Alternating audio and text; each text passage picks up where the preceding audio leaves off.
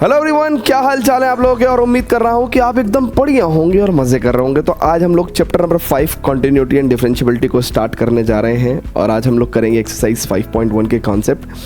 बहुत ही प्यारा चैप्टर है और यहाँ से कैलकुलस की शुरुआत होती है। मतलब चैप्टर 5, 6, 7, 8 और 9 ये 5 चैप्टर मिला के कैलकुलस बनाते हैं। और कैलकुलस बेसिकली 35 मार्क्स का आता है बोर्ड्स एग्जाम में।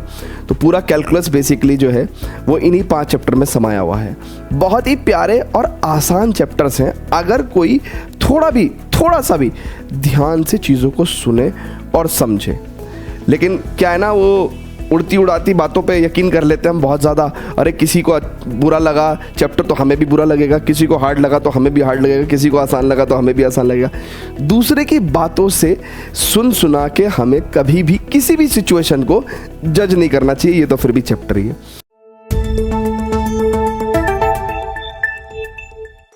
तो चैप्टर में बहुत ही मज़ा आएगा, बहुत ही मज़े लेके हम लोग इस 5.1 के तमाम कॉन्सेप्ट्स को पढ़ने वाले हैं। तो आइए बिना किसी विलंब के, बिना किसी देरी के स्टार्ट करते हैं अपने 5.1 के कॉन्सेप्ट्स। ठीक है, सो बात करते हैं सबसे पहले कंटिन्यूटी की, है ना। तो इस पर्टिकुलर एक्सरसाइज के अंदर हम लोग एंटायरली कंटिन्यूटी और उसके डिफरेंट मेथड्स, कैसे हम कंटिन्यूटी चेक करते हैं, किसकी कंटिन्यूटी चेक करते हैं और बेसिकली कंटिन्यूटी है क्या, इन्हीं तमाम सारी चीज़ों पे हम लोग बात करने वाले हैं।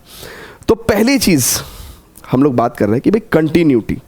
ठीक है, कंटिन्यूटी किस बात की कंटिन्यूटी?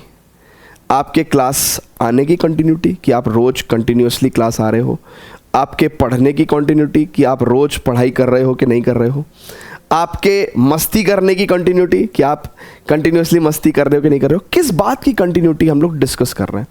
तो बेसिकली जब मैथमेटिक्स में हम लोग कंटिन्यूटी की बात कर रहे हैं तो हम किसी फंक्शन के ग्राफ की कंटिन्यूटी की बात कर रहे हैं। हम लोग किसकी बात कर रहे हैं बच्चों? हम लोग बात कर रहे हैं continuity of the graph of a function, graph of a function. ठीक है, continuity of the graph of a function. जैसे फॉर एग्जांपल मैं अगर आपके सामने, बहुत ध्यान से देखिएगा, मैं अगर आपके सामने, ठीक है, 2 ग्राफ ड्रॉ करता हूं। ठीक है, 2 ग्राफ ड्रॉ करता हूं। ठीक है, सो मैंने 2 ग्राफ आपके सामने ड्रॉ किए भैया, है ना। This is y equals to let's say f1x। ठीक है, and there is another graph. ठीक है, और ये भी एक हमने ग्राफ ड्रॉ कर दिया सर। ठीक है, this is y equal to f2x। ठीक है, ये 2 फंक्शन के ग्राफ मैंने ड्रॉ कर दिया। At some point let's say x equal to let's say यहाँ पे a, ठीक है, या फिर let's say x equal to a बोल देते हैं। ठीक है ना, और at some point let's say x equal to b बोल देते हैं। ठीक है, मैं आपसे एक बहुत ही सिंपल बात पूछना चाहता हूँ ना, चाहे बहुत ही ध्यान से देखिएगा, बहुत ही ध्यान से देखिएगा। मैं इसको भी x इक्वल टू a ही बोल दे रहा हूँ क्योंकि ये ऑलमोस्ट ओरिजिन से उतनी ही दूरी पे है। अब किसी भी बच्चे से, मतलब वो चाहे 5वीं क्लास का बच्चा है, मैं बस ये पूछना चाहता हूं कि at x equal to a point ये फंक्शन कंटिन्यूअस है या फिर ये वाला फंक्शन कंटिन्यूअस है। तो आप अपनी आंखों से बड़ी इजीली बता सकते हैं कि सर नहीं, x इक्वल टू a पे यहाँ तो फंक्शन कंटिन्यूअस नहीं है, यहाँ फंक्शन ब्रेक हो गया। लेकिन x इक्वल टू a पे यहाँ पे फंक्शन कंटिन्यूअस है, मतलब यहाँ पे फंक्शन के ग्राफ में कोई भी ब्रेक नहीं आ रहा है। यहाँ पे फंक्शन के ग्राफ में ब्रेक आ रहा है, कहाँ पे? x इक्वल टू a पे। तो यानी कि इस पॉइंट पे यहाँ पे ये फंक्शन का ग्राफ कंटिन्यूअस नहीं है, राइट है क्या? लेकिन x इक्वल टू a पे यहाँ पे ये फंक्शन का ग्राफ कंटिन्यूअस है ना। तो बेसिकली यही तो हम पढ़ना चाहते हैं, यही हमें पढ़ना भी है। हम क्या पढ़ना चाहते हैं? Continuity of the graph of a function. तो इमेजिन करो एक सिचुएशन कि दुनिया में जितने भी फंक्शन हैं उन सब के ग्राफ में आपको ड्रॉ कर करके देता रहूं और किसी पर्टिकुलर पॉइंट पे कंटिन्यूटी पूछता रहूं, तो आप तो चैप्टर पढ़ने की ज़रूरत ही नहीं है। आप तो ग्राफ देख देख के बताते रहोगे कि हाँ सर फलानी जगह पे फंक्शन का ग्राफ कंटिन्यूस है, फलानी जगह पे फंक्शन का ग्राफ कंटिन्यूस नहीं है। बट ऐसा एक्चुअली पॉसिबल नहीं है कि हम दुनिया में तमाम सारे फंक्शंस का ग्राफ खुद से अपने हाथ से ड्रॉ कर सकें। ग्राफिंग कैलकुलेटर की हमें ज़रूरत पड़ती है फिर। तो यानी कि इस ग्राफ के अलावा भी कोई दूसरी टेक्निक होनी चाहिए जिससे हम कंटिन्यूटी चेक कर सकें, और वो टेक्निक है लिमिट्स की टेक्निक, है ना। और भी बहुत सारी टेक्निक कंटिन्यूटी को चेक करने की हमारे पास है, आज हम सारी की सारी पढ़ने वाले हैं। लेकिन फिलहाल यहाँ ग्राफ देख के तो हमें एक बात पता चल रही है, हम यहाँ लिख सकते हैं कि भैया at x is equals to a, है ना, right, the function y equal to, है ना, at x equal to a, graph of the function, graph of the function, right, y equals to f1x is continuous, ठीक है sir, is continuous, ठीक है, is continuous, clear है क्या? at x is equal to a, the graph of the function y equal to f1x is continuous, ठीक है। और यहाँ पे हम लोग क्या लिख सकते हैं बच्चों, यहाँ पे हम बहुत बेसिकली बात लिखेंगे कि at x is equals to a, the graph of what, of the function, और ये फंक्शन क्या है बच्चों, graph of the function y equal to f2x, ये जो दूसरा फंक्शन है, ठीक है। इस पॉइंट पे ये फंक्शन ग्राफ क्या है, इज डिसकंटिन्यूअस,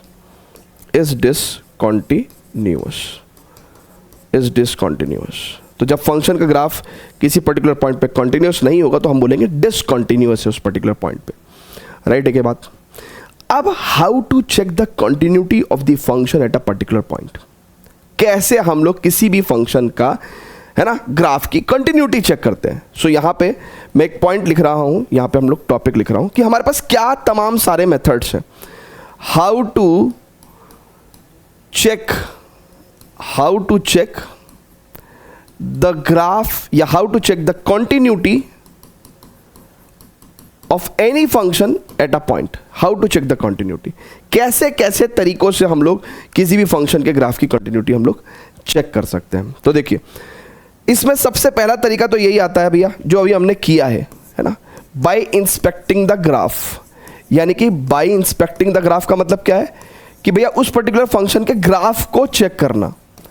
लेकिन क्योंकि ये प्रैक्टिकल नहीं है कि हम लगभग सभी फंक्शंस के ग्राफ को हम ड्रॉ कर पाएँ, क्योंकि बहुत, है ना, वैरायटी ऑफ फंक्शंस हम लोग बना सकते हैं। हम दो फंक्शन को जोड़ के भी एक फंक्शन बना सकते हैं, दो फंक्शन को मल्टीप्लाई करके भी फंक्शन बना सकते हैं, राइट, डिवाइड करके भी फंक्शन बना सकते हैं, घटा करके भी फंक्शन बना सकते हैं, किसी फंक्शन को दूसरे फंक्शन में कंपोज करके भी एक फंक्शन बना सकते हैं।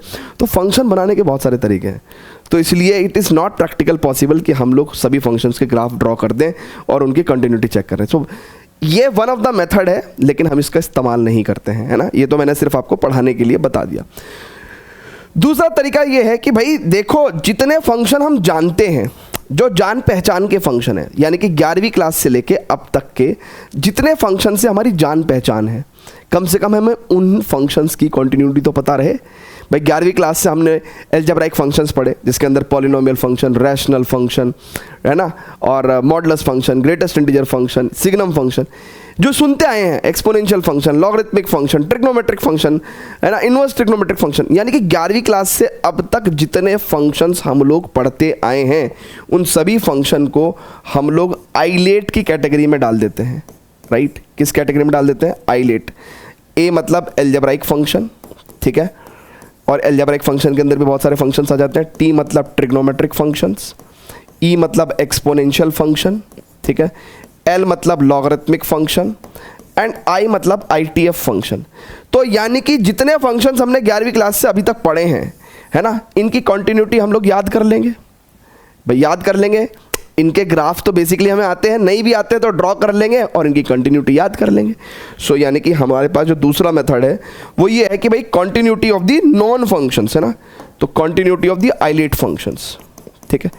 सो हम लोग इनकी कंटिन्यूटी लर्न कर लेंगे ना, कंटिन्यूटी ऑफ आइलेट फंक्शंस, ठीक है। तीसरा, अब ये जो मैं लिखवा रहा हूं ये बहुत इंपॉर्टेंट है और हम सभी क्वेश्चंस लगभग इसी मेथड से करने वाले हैं। हम लोग कंटिन्यूटी को चेक करने वाले हैं यूजिंग लिमिट्स। लिमिट्स का इस्तेमाल करके, ये लिमिट वही कॉन्सेप्ट है जो हमने 11वीं क्लास में शायद नहीं पढ़ा है, लेकिन कोई दिक्कत नहीं है, मैं समझा दूंगा आपको।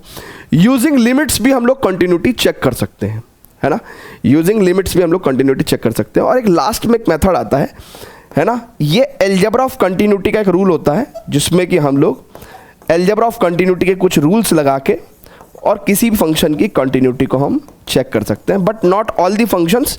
कुछ फंक्शंस की कंटिन्यूटी हम लोग अलजेब्रा ऑफ कंटिन्यूटी लगा के चेक कर पाते हैं। तो ये टोटल 4 मेथड्स हमें सीखने हैं और इसी पर्टिकुलर एक्सरसाइज के कॉन्सेप्ट्स के अंदर ही हम लोग ये चारों के चारों मेथड सीखेंगे और इनको अप्लाई भी करेंगे, ठीक है। तो फटाफट से मैं ये कहना चाहूँगा आपसे कि प्लीज़ पूरी की पूरी जानकारी नोट करिए। तो भाई ग्राफ का इंस्पेक्शन करके तो हमने कंटिन्यूटी को चेक करना सीखा ही है। अब नेक्स्ट है हम लोग पढ़ेंगे कंटिन्यूटी ऑफ आइलेट फंक्शंस, ठीक है ना। जो 11वीं क्लास से अभी तक हम लोग जितने फंक्शंस पढ़ते आए हैं उन सब की एक एक करके कंटिन्यूटी हम लोग डिस्कस करेंगे। तो फटाफट से प्लीज़ नोट करिएगा, pause the video, note it down. बल्कि इसके जो नोट्स हैं वो आपको हमारे विद्यावाइज ऐप और टेलीग्राम चैनल दोनों पे मिल जाएंगे, बट स्टिल आप खुद से नोट्स बनाएंगे तो और मज़ा आएगा, ठीक है। तो प्लीज़ नोट करिएगा। अब स्टूडेंट्स बात करेंगे कंटिन्यूटी ऑफ आइलेट फंक्शन पे, ठीक है। तो सबसे पहले हम लोग आइलेट में ए को उठाएंगे, है ना। ए मतलब अलजेब्राइक, ठीक है ना। सो अलजेब्राइक फंक्शंस को उठाते हैं। अब देखिए अलजेब्राइक फंक्शंस में ना बहुत सारे फंक्शंस आते हैं, ठीक है। अलजेब्राइक फंक्शंस में बहुत सारे फंक्शंस आते हैं, पर मैं आपको बता दूं कि मैं किन किन को डिस्कस करने वाला हूँ, है ना। सो पहले तो मैं करूँगा डिस्कस पॉलिनोमियल फंक्शन को, ठीक है। अभी हो सकता है कि आपको इन फंक्शंस का आइडिया ना हो, फिर मैं रैशनल फंक्शंस को डिस्कस करूँगा, फिर मैं मॉडुलस फंक्शन को डिस्कस करूँगा, ठीक है। किसको डिस्कस करूँगा? मॉडुलस फंक्शन की कंटिन्यूटी को। फिर मैं ग्रेटेस्ट इंटीजर फंक्शन की कंटिन्यूटी को डिस्कस करूँगा, ग्रेटेस्ट इंटीजर फंक्शन की कंटिन्यूटी को डिस्कस करूँगा।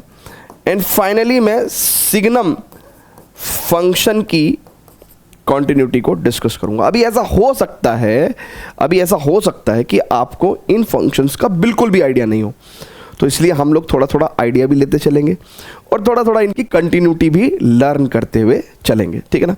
तो द वेरी फर्स्ट हम लोग स्टार्ट कर रहे हैं पॉलिनोमियल फंक्शन के डिस्कशन के साथ, ठीक है ना। और जैसे जैसे डिस्कस करते रहेंगे वैसे वैसे आके इनकी कंटिन्यूटी बिल्ड करते रहेंगे, मतलब अपडेट करते रहेंगे। सो पॉलिनोमियल फंक्शन, देखो पॉलिनोमियल फंक्शन ना, मैं आपको बता दूं, आपने क्लास 9th में कुछ इस तरीके का पॉलिनोमियल पढ़ा होगा। इट इज लाइक दिस, ठीक है ना। कुछ पढ़ा था क्या इस तरह का? ऐसा कुछ पढ़ा था क्या भैया? ऐसा आपने पॉलिनोमियल पढ़ा होगा।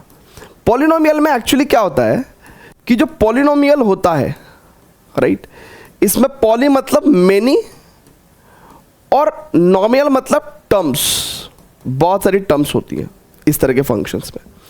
लेकिन एनी टर्म, कैसी भी, कोई भी टर्म कैसी रहेगी, कोई भी टर्म कैसी रहेगी वो बता देता हूं मैं आपको। कोई भी टर्म के अंदर कांस्टेंट इनटू वेरिएबल, और वेरिएबल की पावर अपने क्या लेंगे? होल नंबर लेंगे, ठीक है ना। तो कोई भी टर्म आपको कैसी मिलेगी, है ना। किस तरह की टर्म्स मिल सकती हैं पॉलिनोमियल फंक्शंस में आपको? जैसे आपने कांस्टेंट लिया, लेट्स से 5, ठीक है, राइट, और वेरिएबल लिया x और पावर होल नंबर ले ली, लेट्स से, है ना, 10। तो ये बेसिकली क्या हो गया? एक पॉलिनोमियल फंक्शन की एक टर्म हो गई। ऐसी और सारी टर्म भी हो सकती है ना, मान लो आगे पीछे और भी टर्म हो सकती है। कांस्टेंट लेट्स से मैंने 2 लिया, वेरिएबल लिया मैंने x, है ना, और पावर होल नंबर यानी कि लेट्स से ये ले लिया। तो इस तरह की 1, 2, 3 कितनी भी नंबर ऑफ टर्म्स हो सकती है। तो अगर आप इसकी बात करेंगे तो ये भी एक पॉलिनोमियल फंक्शन हो गया ना, ये भी एक पॉलिनोमियल फंक्शन हो गया। तो यहाँ पे भी अगर आप देखेंगे तो आपको क्या नजर आ रहा है? Constant into variable power whole number, constant into variable power whole number, constant into variable power whole number, right. इस तरीके से ये सारी की सारी टर्म्स हैं। अब इनसे फंक्शंस कैसे कैसे बनते हैं? तो देखिए बहुत सारे फंक्शंस बन जाते हैं इससे, ठीक है। अगर आप बहुत ध्यान से देखेंगे तो मैं देखो आपको इससे बहुत सारे फंक्शंस बना के दिखाऊंगा, बहुत सारे फंक्शंस बना के दिखाऊंगा। सो अगर आप बहुत ध्यान से देखेंगे, लेट्स से मैं ये सारी टर्म्स डिलीट कर दूं, इसमें ये वाली सारी टर्म्स डिलीट कर दूं, है ना, अलग अलग, पहले 1 टर्म का बना रहा हूं, 2 टर्म का, 3 टर्म का, फिर ये 4 टर्म का। तो अगर आप बहुत ध्यान से देखेंगे तो मान लीजिए इस फंक्शन को मैं दूसरे तरीके से लिखना चाहूँ, fx बराबर, अभी ये क्या है? a0 एक कांस्टेंट है, तो जो कांस्टेंट फंक्शन होता है वो भी एक पॉलिनोमियल फंक्शन ही होता है। जो कांस्टेंट फंक्शन होता है वो भी एक पॉलिनोमियल फंक्शन ही होता है ना। अभी fx बराबर क्या है? एक कांस्टेंट है। अच्छा, अगर आप बहुत ध्यान से देखेंगे तो यहाँ पे क्या है? एक constant into x plus another constant, ये होता है एक लीनियर फंक्शन, है ना, इसको बोलते हैं बच्चों हम लोग क्या, लीनियर फंक्शन। तो ये भी एक पॉलिनोमियल फंक्शन होता है, ये भी एक पॉलिनोमियल फंक्शन होता है। अब अगर आप बहुत ही ध्यान से देखेंगे, यहाँ से मैं एक फंक्शन बना रहा हूँ, तो it is constant into x square, right, plus some another constant into x, right, plus some another constant.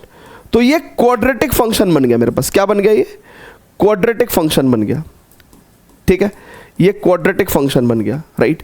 Similarly इस फंक्शन को देखेंगे हम लोग, तो भैया देखो some constant into x cube यानी कि a x cube, plus some constant into x square b x square, plus some constant into x यानी कि c x, plus some another constant यानी कि डी। तो ये आपके पास क्या बन गया? Cubic function.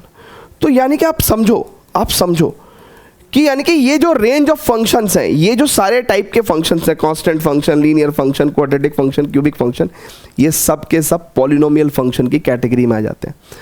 अब अगर हम इनकी कंटिन्यूटी की बात करें तो इनके अंदर बहुत ही खास बात ये होती है कि जितने भी पॉलिनोमियल फंक्शन है, चाहे वो कांस्टेंट हो, चाहे लीनियर हो, चाहे क्वाड्रेटिक हो, चाहे क्यूबिक फंक्शन हो, ठीक है ना, इसके अलावा और भी पॉलिनोमियल फंक्शन हो सकते हैं जिनको हम देख के पहचान लेंगे कि हाँ कोई भी टर्म कैसी दिख रही है, constant into variable power whole number.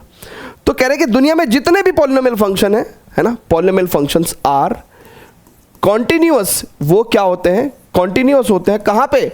हर जगह। मतलब जितने भी पॉलिनोमियल फंक्शंस होते हैं वो सारे के सारे रियल नंबर्स पे कंटिन्यूअस होते हैं। So polynomial functions are continuous everywhere, या फिर at all x belongs to are.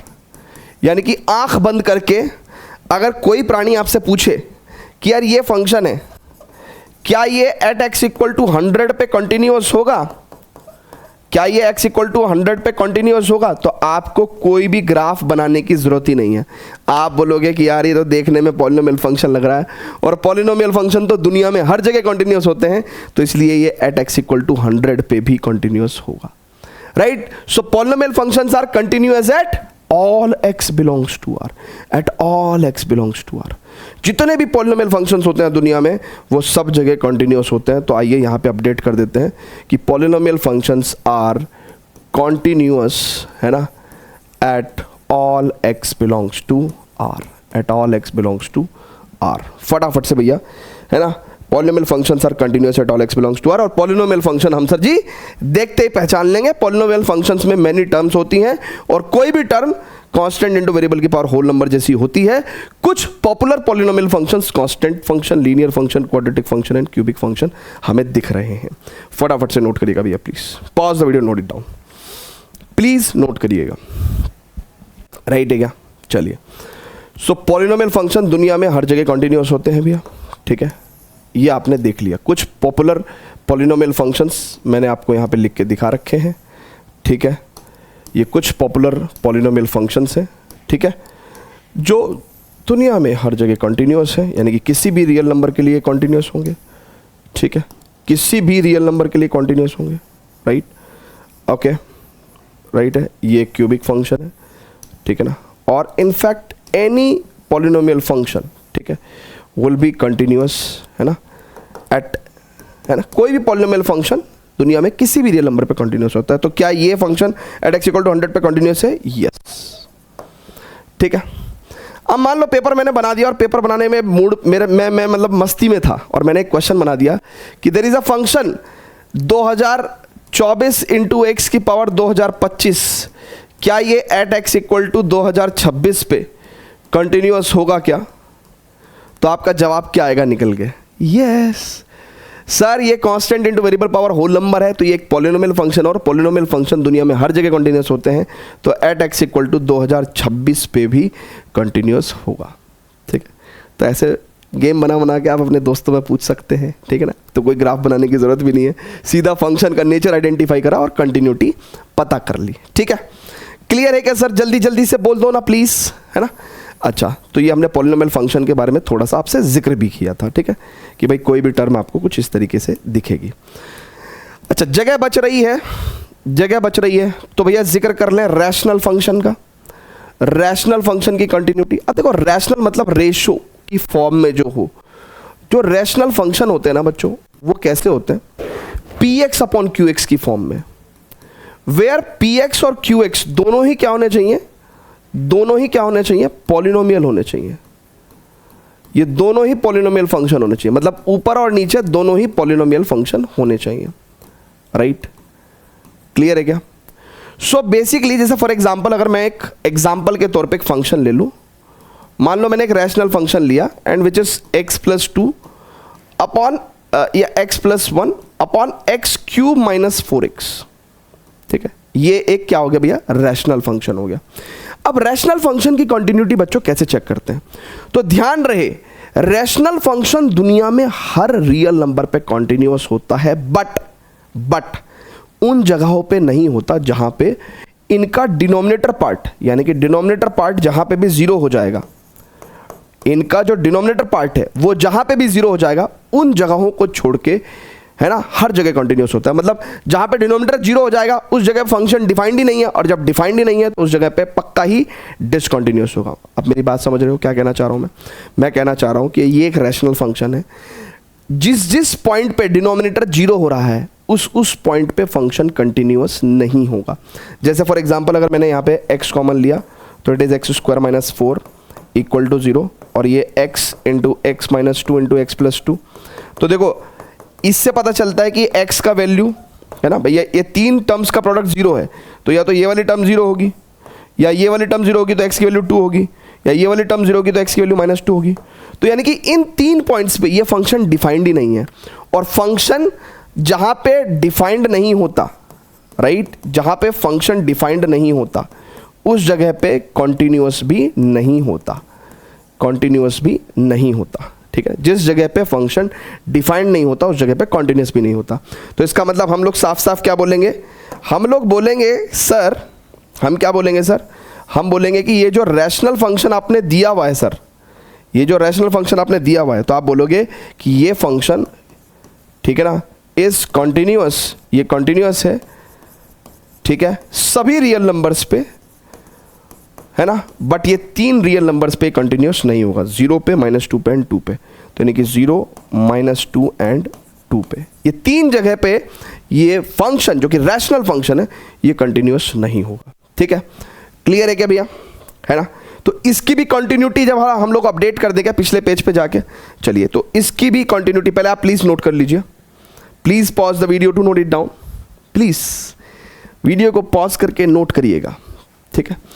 अब हम जाके यहाँ पे कंटिन्यूटी अपडेट कर दे रहे हैं। हम कहेंगे कि भाई रैशनल फंक्शन जो कि px/qx की फॉर्म में होता है, ये हर जगह कंटिन्यूअस होता है, इस continuous at all x belongs to r, continuous at all x belongs to r, except कहाँ पे नहीं होता है कंटिन्यूअस, जहाँ पे डिनोमिनेटर वाला पार्ट जीरो हो जाए। तो यानी कि उन x पे जहाँ पे डिनोमिनेटर वाला पार्ट जीरो हो रहा है उन जगहों पे ये कंटिन्यूअस नहीं होता है। तो ऐसे लिखना है आपको। क्लियर है क्या, राइट है क्या? तो ये पूरी बात नोट करिएगा प्लीज़, है ना, और ये तो आपको नोट करना ही करना है, ठीक है? क्लियर है क्या सर, जल्दी से बताइएगा प्लीज़, ठीक है? Very good. अब हम लोग चल रहे हैं मॉड्यूलस फंक्शन की तरफ। किसकी तरफ? मॉड्यूलस फंक्शन, है ना, क्योंकि हमारा नेक्स्ट टारगेट क्या भैया, हमारा नेक्स्ट टारगेट है modulus function and greatest integer function. Signum function तो आसान से ही होता है, तो इसको कर लेंगे, ठीक है ना? तो मॉड्यूलस फंक्शन की तरफ प्रोसीड कर रहे हैं ना, प्लीज चलिए। सो मॉड्यूलस फंक्शन, देख मेरे भाई, मॉड्यूलस का ना जरा बिहेवियर समझ ले कि मॉड्यूलस फंक्शन किस तरीके से बिहेव करता है, ठीक है? मॉड्यूलस फंक्शन तेरा किस तरीके से बिहेव करता है बेटा, अगर बहुत ध्यान से देखेगा तू, तो मॉडुलस करता क्या है कि मॉडुलस ना एक नेगेटिव नंबर को पॉजिटिव बना देता है। पर किसी ने सोचा, और कब सोचा कि यार ये कैसे बनाता होगा, तो मॉडुलस क्या करता है कि नेगेटिव नंबर को ना एक नेगेटिव और देके पॉजिटिव बना देता है, और मॉडुलस पॉजिटिव नंबर को तो पॉजिटिव ही रखता है, ठीक है भाई? मॉडुलस एक नेगेटिव नंबर को पॉजिटिव बनाता है, कैसे? एक नेगेटिव और देके। सो मॉडुलस फंक्शन की जरा अगर हम बात करें, ठीक है, so fx is equal to modulus x, right? तो अगर आप बहुत ही ध्यान से देखो तो या तो अगर अंदर की क्वांटिटी पॉजिटिव हुई या फिर जीरो हुई तो मॉडुलस का कोई काम ही नहीं है, यानी कि x ग्रेटर देन और इक्वल टू जीरो रहा तो मॉडुलस को कोई काम नहीं है और एज इट इज हम लोग लिख देंगे। लेकिन जिस दिन ये अंदर की क्वांटिटी नेगेटिव रही, मान लो x लेस देन जीरो रहा, नेगेटिव चीज़ों को हम लोग लेस देन जीरो से शो करते हैं ना, तो फिर मॉडुलस क्या करेगा, इसको एक नेगेटिव और देके, है ना, x को एक नेगेटिव और देके पॉजिटिव बनाने की कोशिश करेगा। भैया x ऑलरेडी नेगेटिव है, x ऑलरेडी नेगेटिव है, मॉडुलस क्या कर रहा है, एक नेगेटिव और देके उसको पॉजिटिव बनाने की कोशिश कर रहा है। सो ऐसे करके हम लोग मॉडुलस फंक्शन को तोड़ते हैं, ठीक है। ये तो हुआ मॉडुलस फंक्शन को तोड़ने का तरीका, ठीक है। अब जब हम इसका ग्राफ ड्रॉ करते हैं बच्चों, है ना, इसके ग्राफ ड्रॉ करने की हमें कई बार ज़रूरत पड़ जाती है, तो आइए ज़रा देखते हैं बहुत ध्यान से। भैया आप बहुत ही ध्यान से देखेंगे कि x की वैल्यू जब 0 है, राइट, बहुत ध्यान से देखिएगा, 0 है और 0 से बड़ी है, तो फंक्शन क्या है आपका f(x) बराबर, ये जो मॉडुलस फंक्शन है वो क्या है, f(x) बराबर x हो जा रहा है। और जब x की वैल्यू 0 से छोटी है तो आपका जो f(x) है वो -x के इक्वल हो जा रहा है। और अगर मैं आपसे ये दो स्ट्रेट लाइंस को ड्रॉ करने के लिए बोलूं, मान लो ये दो स्ट्रेट लाइंस को ड्रॉ करने को बोलूं, तो आपको समझ में आ जाएगा कि यार 0 और 0 के बाद में मेरे को ये वाला स्ट्रेट लाइन का ग्राफ ड्रॉ करना है। यानी कि अगर मैं x की वैल्यू 1 लूँगा तो f(x) वैल्यू भी मेरे को 1 मिलेगी। भाई देखो ना, ये एक तरीके से y = x ही तो है। अगर मैं f(x) की जगह y रख दूँ तो ये y = x ही तो है। और y = x लाइन कैसी आती है, ऐसे आती है, ठीक है, क्लियर है क्या। और 0 के बाद मैं y = x ड्रॉ करूँगा। अच्छा, 0 के लेफ्ट में मेरा है y = -x, ठीक है ना, f(x) क्या है मेरा, y है, तो y = -x, और y = -x ग्राफ कुछ इस तरीके से बनता है। तो अब हमारी नंगी आंखें ये देख सकती हैं कि मॉडुलस फंक्शन का ग्राफ कंटिन्यूअस होता है, कहीं पे भी ब्रेक नहीं हो रहा है ना, कहीं पे भी ब्रेक नहीं हो रहा है, ठीक है। तो ये इतना तामझाम मैंने इसलिए किया कि आपको मैं मॉडुलस फंक्शन का ग्राफ ड्रॉ करके दिखा सकूं। भाई देखो ना, x जब 0 से बड़ी वैल्यू रख रहा है तो y = x graph, y = x graph का मतलब x की वैल्यू 1 होगी तो y की वैल्यू 1, x की वैल्यू 2 होगी तो y की वैल्यू 2, दो पॉइंट्स को ज्वाइन करके आप लाइन खींच सकते हैं। फिर x < 0 के लिए y = -x है, यानी कि x जब -1 होगा तो y +1 होगा, तो ये ग्राफ कुछ इस तरीके से चला जाएगा। और ये ग्राफ हमें साफ साफ क्या दिख रहा है, कॉन्टिन्यूअस दिख रहा है, कहीं पे भी ब्रेक नहीं दिख रहा है। तो यहां से हमने क्या सीखा बच्चों, है ना, इसको हटा दे रहा हूं मैं, इसको मैं ये हटा दे रहा हूं और मैं बोल रहा हूं कि भैया y = मॉडुलस x, ठीक है, यानी कि ये जो मॉडुलस फंक्शन है, राइट, ये हर जगह कॉन्टिन्यूअस होता है ना, continuous at all x belongs to r, ठीक है ना, continuous at all x belongs to r। और नॉट ओनली दिस, सिर्फ y = मॉडुलस x नहीं, y = modulus x - a, x + a, है ना। भाई देखो ना, modulus x - a, modulus x + a, modulus x + a, modulus x - a, right. ये जितने भी मॉडुलस फंक्शंस जितने भी फॉर्मेट में मैंने लिखे हैं, राइट, मैंने जितने भी फॉर्मेट में लिखे हैं मैंने लिख दिया है y = मॉडुलस x + a, है ना, y = मॉडुलस x - a, यानी कि तमाम वैरायटी से अगर कहीं पे भी मॉडुलस फंक्शन आपको लिखा हुआ दिखाई दिया, है ना, ये सारे के सारे मॉडुलस फंक्शन कहलाएंगे। एंड मॉडुलस फंक्शन के केस में मैं क्या कहूँगा कि ये हर जगह कॉन्टिन्यूअस है, they are continuous at all x belongs to r, continuous at all x belongs to r, ठीक है सर, क्लियर है क्या, जल्दी से बता दीजिए प्लीज, फटाफट से इसको नोट करिएगा, ठीक है ना। चलिए बहुत बढ़िया, सो इसको नोट करेंगे और मैं तो अपना जाके प्रीवियसली भी अपडेट कर दूंगा, ठीक है ना। प्रीवियसली कहाँ पे, यहाँ पे अपडेट कर दूंगा। मैं कहूँगा कि भैया मॉडुलस फंक्शन मॉडुलस फंक्शन जो कि इस फॉर्मेट में आपको दिख सकता है, राइट, है ना, और इसके जैसे और भी फॉर्मेट्स में दिख सकता है। Modulus function is basically continuous at all x belongs to r।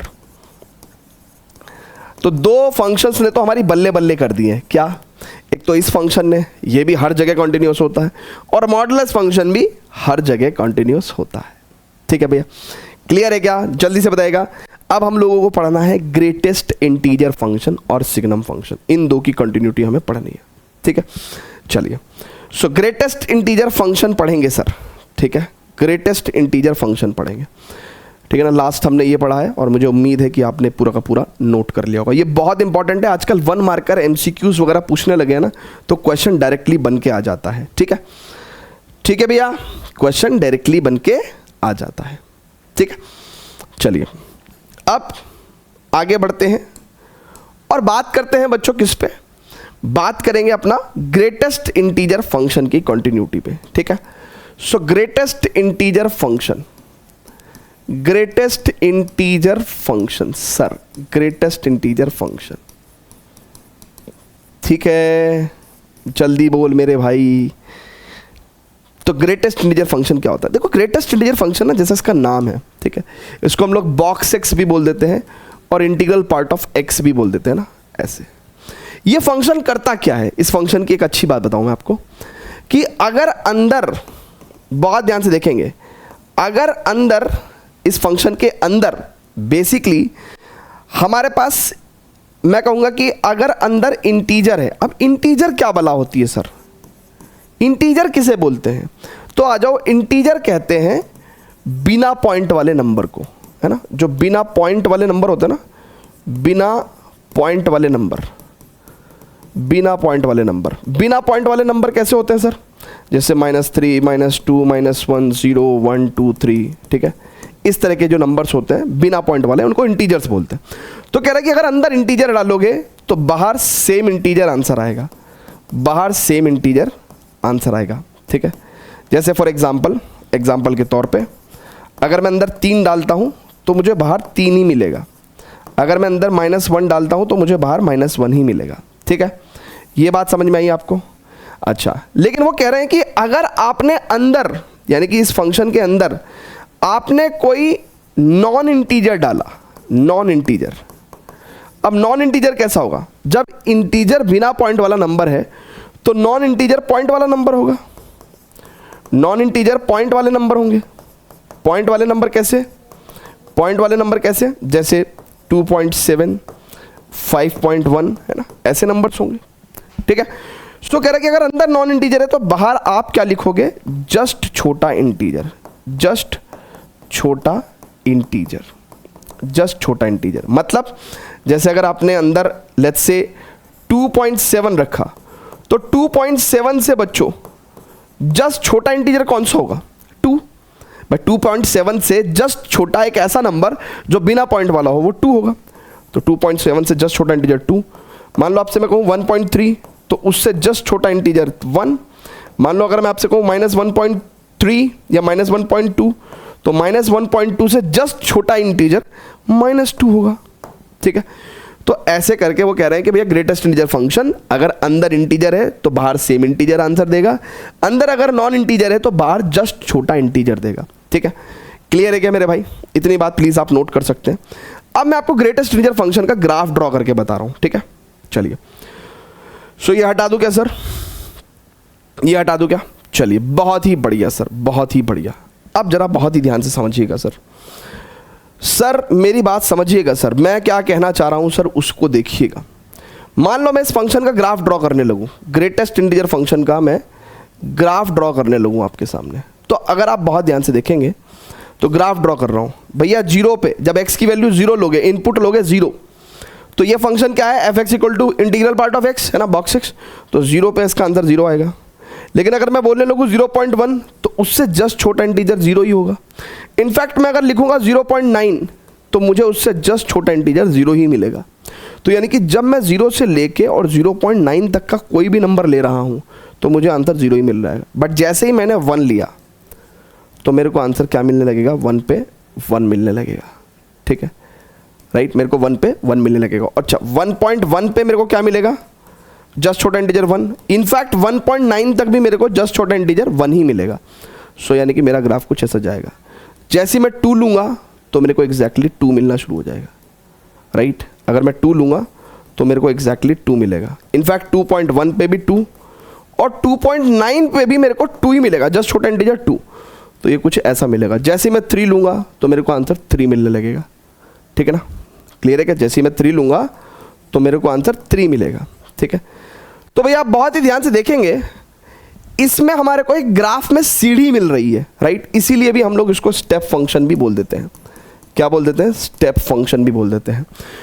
अब यहाँ पे साफ दिख रहा है क्या कि ये ग्राफ जब जब इंटीजर्स आ रहे हैं तब तक डिसकंटिन्यूअस हो जा रहा है। मतलब 1 पे 2 पे 3 पे ये ग्राफ डिसकंटिन्यूअस हो जा रहे हैं। तो हम लोग क्या लिखेंगे कि भैया ग्रेटेस्ट इंटीजर फंक्शन डिसकंटिन्यूअस होता है। कहाँ पे? डिसकंटिन्यूअस होता है at all x belongs to z। z क्या होता है? इंटीजर्स का सेट होता है। तो जहां जहां पे इंटीजर्स आ रहे हैं, यानी कि बिना पॉइंट वाले नंबर आ रहे हैं 1 2 3, वहां पे ये फंक्शन डिसकंटिन्यूअस हो जा रहा है। और कंटिन्यूअस कहां रहेगा? कंटिन्यूअस कहां रहेगा मेरे भाई? Continuous at all non integers, all non integers, ठीक है। तो जब नॉन इंटीजर्स पॉइंट है यानी कि पॉइंट वाले जो नंबर्स हैं उन पे ये कॉन्टिन्यूस है ना, वहाँ पे इसका ग्राफ नहीं टूट रहा है। तो फटाफट से ये पूरी की पूरी जानकारी भैया प्लीज़ नोट करेंगे। देखिए मैंने आपको क्या नाम जो है, चाहता तो मैं सिर्फ इतनी बात लिखवा देता, रटवा देता आपको, है ना। और बहुत सारी यूट्यूब वीडियोस में ऐसा होगा कि आपको इन फंक्शंस की कॉन्टिन्यूटी रटवा देंगे, लेकिन जब तक आप उनको फील नहीं कर रहे हो वो किसी भी काम का नहीं है। आपने रट भी लिया तो आप 10 दिन बाद 15 दिन बाद भूल जाएंगे, किसी भी काम का नहीं है। लेकिन अगर आपने कॉन्टिन्यूटी समझ ली है तो आप इसको वन डे अप्लाई कर सकते हैं, ठीक है। क्लियर है क्या? फटाफट से भैया प्लीज़ नोट करिएगा, फटाफट से सर प्लीज़ नोट करिएगा, ठीक है। और मैं अब जाके जो मेरा प्रीवियस पेज है ग्रेटेस्ट इंटीजर फंक्शन, ठीक है, इसको मैं क्या कर सकता हूँ, यहाँ पे अपडेट भी कर सकता हूँ कि भैया ग्रेटेस्ट इंटीजर फंक्शंस आर, है ना। यहाँ पे मैं बोलूँगा कि भैया दिस फंक्शन है ना f x is equal to integral part of x, ये मैं बोल दूंगा कि डिसकंटिन्यूअस होते हैं एट ऑल इंटीजर्स। सो देखिए ये सब बातें बताने का ये रीज़न है कि भैया आपको पता नहीं कौन से 1 मार्कर 2 मार्कर क्वेश्चंस जो हैं आपको इनमें से देखने को मिल जाए। सो डिसकंटिन्यूअस एट ऑल, है ना, x बिलोंग्स टू z, मतलब इंटीजर्स पे ये डिसकंटिन्यूअस रहते हैं, right. And obviously continuous at all non integers, continuous at all non integers, ठीक है। क्लियर है सर, है ना। फाइनली बच के हमारे पास सिग्नम फंक्शन, इसकी कंटिन्यूटी पढ़ लेते हैं एंड देन हमारा एल्जेब्राइक वाला पार्ट तो पूरा हो गया, ठीक है।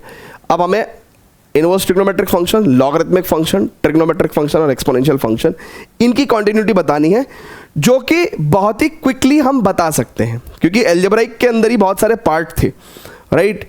बाकी सब के अंदर बहुत ज़्यादा पार्ट्स नहीं है ना, तो मैं आपको उनके बारे में बताऊंगा।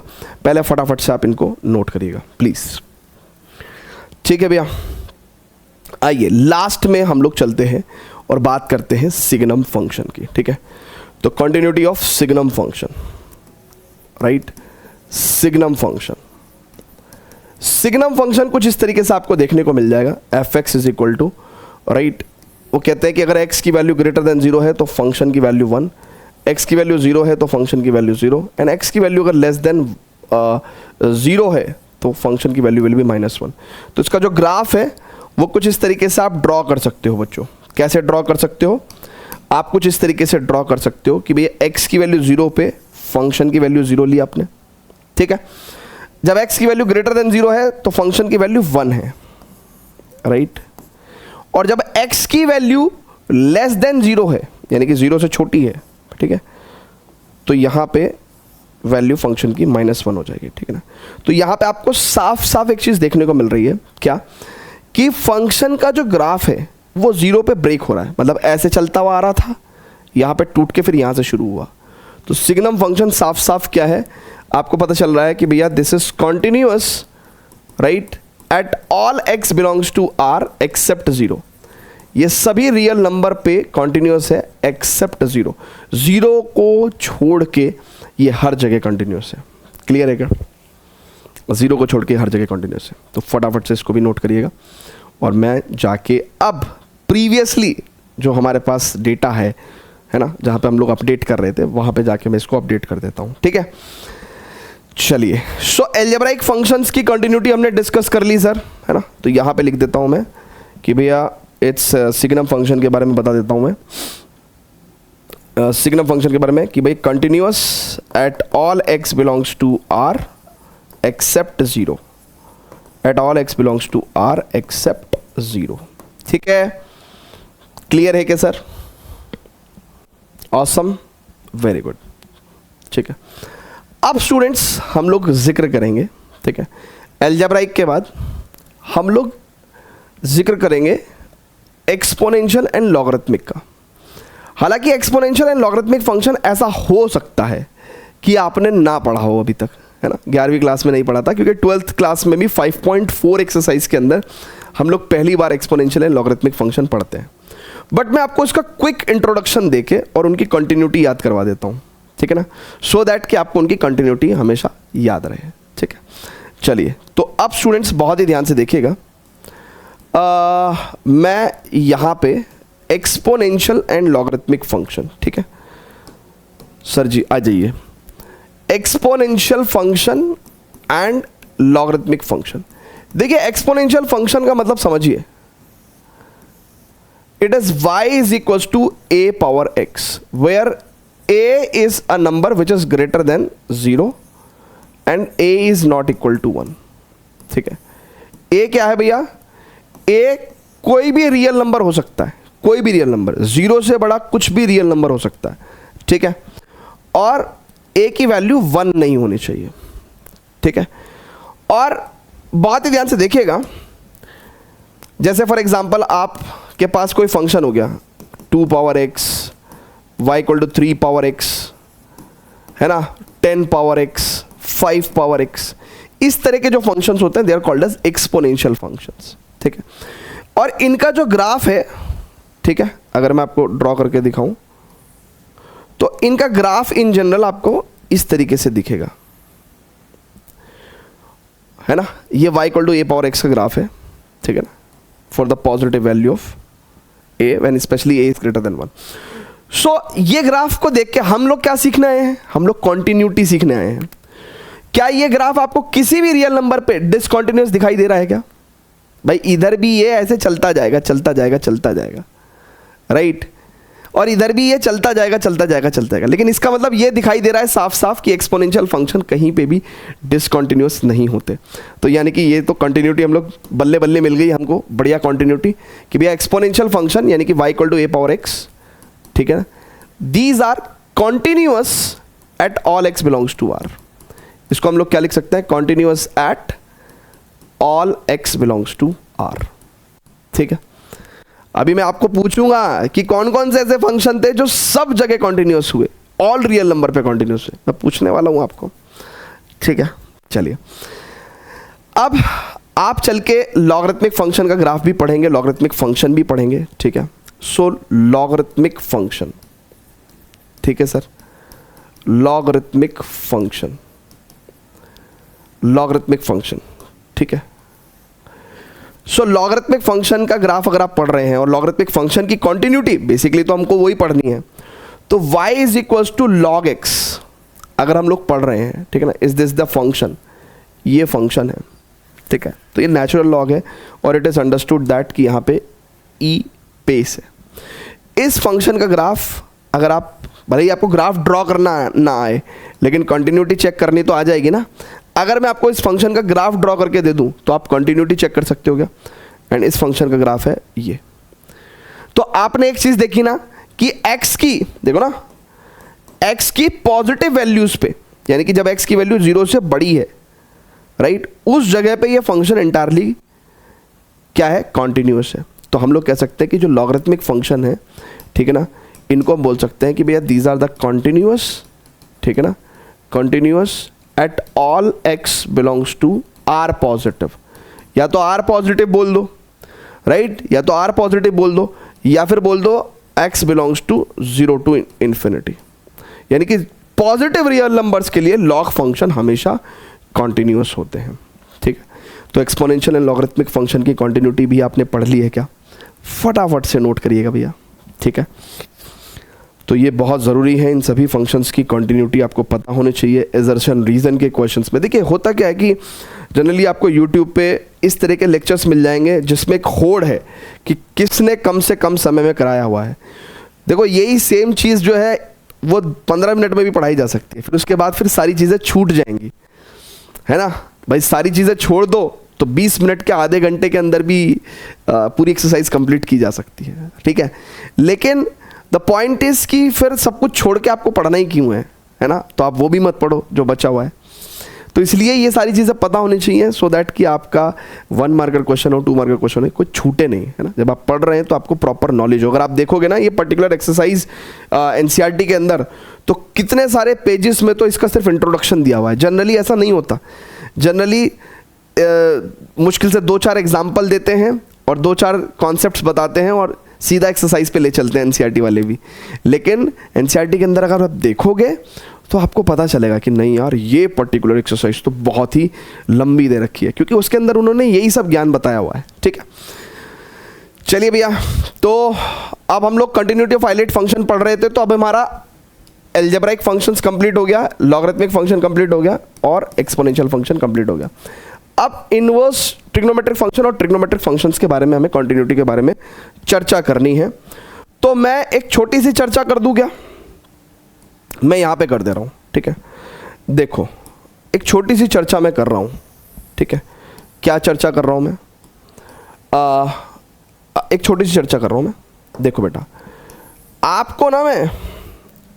आपको मैं ये बता रहा हूं कि जितने भी ट्रिग्नोमेट्रिक फंक्शंस हैं एंड इनवर्स ट्रिग्नोमेट्रिक फंक्शन है, इनकी कंटिन्यूटी के बारे में मैं आपको एक बात बता रहा हूं कि trigonometric functions and inverse trigonometric functions are continuous in their domain, right. अब इन trigonometric functions and inverse trigonometric functions are continuous in their domain. तो आईटीएफ चैप्टर के अंदर हमने एक टेबल पढ़ी थी, वहां पे ट्रिग्नोमेट्रिक फंक्शंस की भी डोमेन पढ़ी थी और इनवर्स ट्रिग्नोमेट्रिक फंक्शंस की भी डोमेन पढ़ी थी। तो जो जो डोमेन है उनमें ये फंक्शंस कंटिन्यूअस होते हैं, है ना। और कहाँ कहाँ डिसकंटिन्यूअस होते हैं, तो ये अभी हम चल के अलजेब्रा ऑफ कंटिन्यूटी के माध्यम से भी सीखेंगे, ठीक है। चलिए स्टूडेंट्स, अब जरा बहुत ही ध्यान से देखिएगा, इसमें लेकिन दो फंक्शंस पढ़ने लायक हैं, f x equal to sine x. तो साइन एक्स जो ट्रिग्नोमेट्रिक फंक्शंस में साइन एक्स फंक्शन है, इसका अगर आप ग्राफ देखेंगे तो ये आपको हर जगह कॉन्टिन्यूस मिलेगा, राइट। तो साइन एक्स जो है it is continuous at all x belongs to real number. तो सभी रियल नंबर पे साइन एक्स कॉन्टिन्यूस होता है। एंड सिमिलरली जो कॉस एक्स होता है उसकी भी कुछ सेम सी कहानी है, यानी कि एफ एक्स बराबर अगर मैं कॉस एक्स की बात करूं, ठीक है, तो अगर आप इसको बहुत ध्यान से देखेंगे तो कॉस एक्स का ग्राफ आपको कुछ इस तरीके से दिख जाएगा, ठीक है। और कॉस एक्स का ग्राफ भी आपको बिल्कुल क्या दिख रहा है, हर जगह कॉन्टिन्यूस दिखाई दे रहा है। तो cos x is also continuous at all x belongs to R, ठीक है। तो इसको भी फटाफट से नोट करिएगा भैया प्लीज, है ना, इसको भी फटाफट से नोट करिएगा। Pause the video to note it down, ठीक है। क्लियर है क्या? यहां तक सारी बातें आपको अच्छे से समझ में आ रही हैं क्या? देखो मैं आप हमेशा बोलता हूं कि समझ में आएगा तो मजा आएगा, अदरवाइज अगर समझ ही नहीं आया तो मैं कितना भी जो है मैं मधुबाला बन के आके पढ़ाने लगूँ, है ना, ऐसे करके रोहिता मैम बन जाऊंगा मैं, है ना। मैं बोलूँगा हेलो समझ में आया क्या, तो उसमें मज़ा नहीं आएगा ना। मैं साड़ी पहन के आ जाऊँगा तो भी मज़ा नहीं आएगा तुमको, है ना। जब तक समझ में नहीं आएगा तब तक मज़ा नहीं आएगा, ठीक है। चलिए, तो अब स्टूडेंट्स बहुत ही ध्यान से देखिएगा, एक जगह हम जहाँ बहुत सारी बातें लिख रहे थे, यहाँ पे हमें एक बात लिखनी पड़ेगी। क्या बात लिखनी पड़ेगी? कि कौन कौन से फंक्शन ऐसे थे जो सब जगह कंटिन्यूस थे। तो देखो, polynomial function, right, modulus function, right, exponential function, right, sine x, cos x, है ना। एक्सपोनेंशियल फंक्शन में ये जो y equal to a power x वाले फंक्शन थे, right. Polynomial function, modulus function, exponential function, sine x और cos x, ये हर रियल नंबर पे कंटिन्यूस होते हैं। Continuous at all x belongs to R, continuous at all x belongs to R. ये एक अच्छा खासा मेजर पोर्शन होता है कॉन्टिन्यूटी का, जिसको मैं देखता हूं कि मेजॉरिटी ऑफ द क्लासरूम में पता क्या करते हैं, इतनी कॉन्टिन्यूटी को वो समझाते नहीं है। वो क्या करते हैं कि सीधा लिख दिया, टेबल लिख दी, जाओ बेटा याद कर लो, एग्जाम में नहीं पूछा जाता। अरे कैसे नहीं पूछा जाता भाई, हैं? आप बताओगे तभी तो, है ना। आपको कॉन्टिन्यूटी का आइडिया होना चाहिए, ठीक है। चलिए, अब स्टूडेंट्स हम लोग फर्दर प्रोसीड करेंगे। जैसे कि हम लोगों ने स्टार्टिंग में पढ़ा था, क्या पढ़ा था बच्चों? हमने स्टार्टिंग में पढ़ा था कि हमने आपसे कहा था कि देखो सर, कॉन्टिन्यूटी चेक करने के वेरियस मेथड्स हैं, ठीक है। कि भैया इंस्पेक्टिंग द ग्राफ हम लोग कॉन्टिन्यूटी चेक कर सकते हैं। देन हमने कहा था कि कॉन्टिन्यूटी ऑफ आइलेट, यानी कि ये जो 11वीं क्लास से अभी तक हमने सारे फंक्शंस पढ़े हैं, inverse trigonometric, logarithmic, algebraic, trigonometric, exponential function, इनकी कॉन्टिन्यूटी पढ़ेंगे। नाउ अब we are entering into the major नहीं मतलब most important topic of the day, ठीक है। यूजिंग लिमिट्स कॉन्टिन्यूटी हम लोग कैसे चेक करते हैं, यूजिंग लिमिट्स। और ये लिमिट्स कहाँ से आई, क्यों आई, और कैसे ये कंटिन्यूटी चेक कर रही है, तमाम सारी बातें करते हैं। तो आइए फर्दर प्रोसीड करते हैं, ठीक है। Continuity at a point using limits, ठीक है, कर दें क्या स्टार्ट।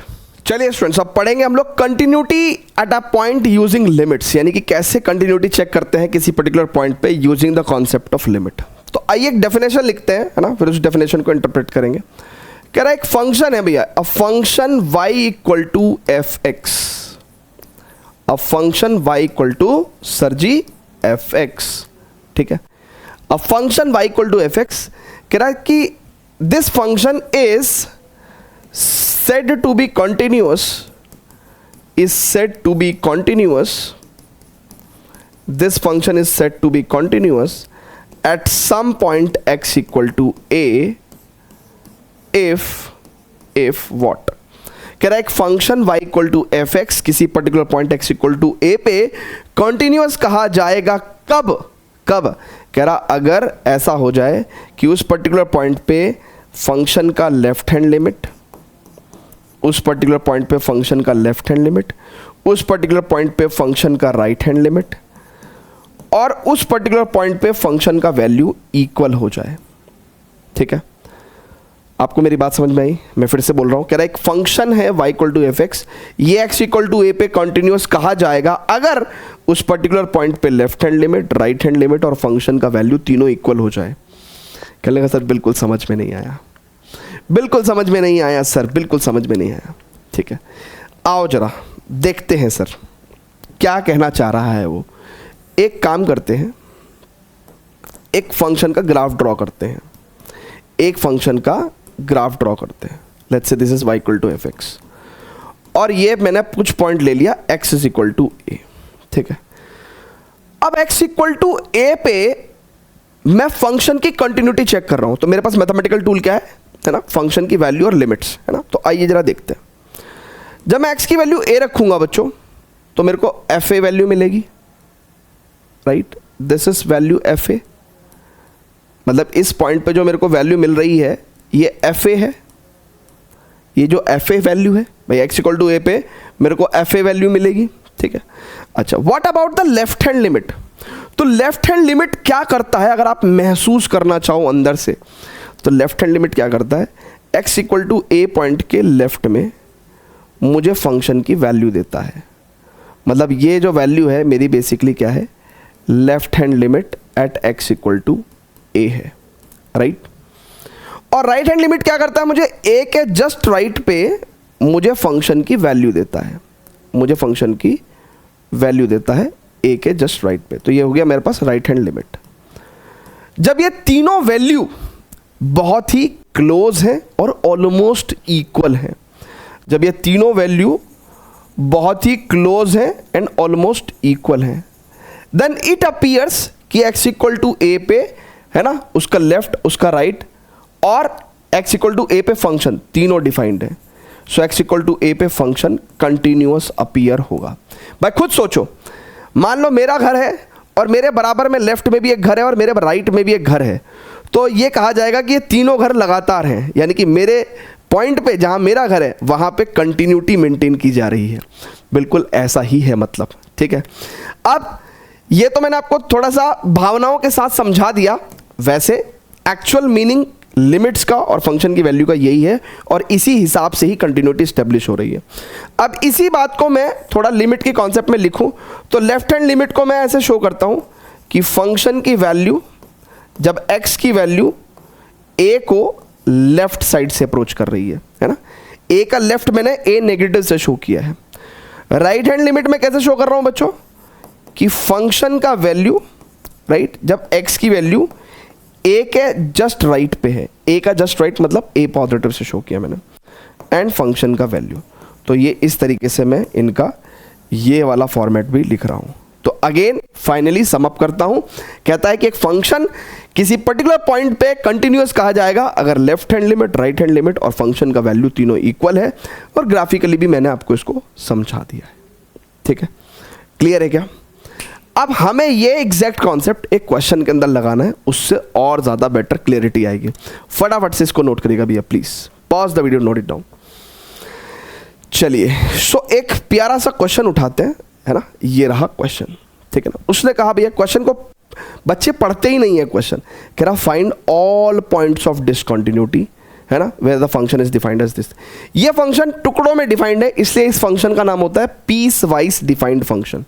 मतलब जो फंक्शन टुकड़ों में डिफाइंड होते हैं, भैया इसकी दो डेफिनेशन है ना, x की वैल्यू 2 या 2 से लेफ्ट में हो तो एक डेफिनेशन है, 2 के राइट में एक डेफिनेशन है। तो ये फंक्शन टुकड़ों में डिफाइंड है और इसीलिए इसको पीस वाइज डिफाइंड फंक्शन कहा जाता है, ठीक है।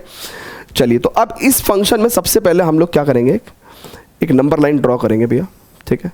और हम यहाँ पे लिखेंगे कि यार 2 है ना, x की वैल्यू 2 है ना, लाइक इस पॉइंट पे x की वैल्यू 2 है, तो 2 के राइट में फंक्शन कैसा डिफाइंड है भैया, 2x - 3, ठीक है। और 2 के लेफ्ट में x वैल्यू 2 या 2 के लेफ्ट में फंक्शन की डेफिनेशन है भैया कितनी, इट इज 2x + 3, ठीक है। क्लियर है क्या? 2 और 2 के लेफ्ट में फंक्शन की डेफिनेशन है 2x + 3 और 2 के राइट में फंक्शन की डेफिनेशन 2x - 3, ठीक है।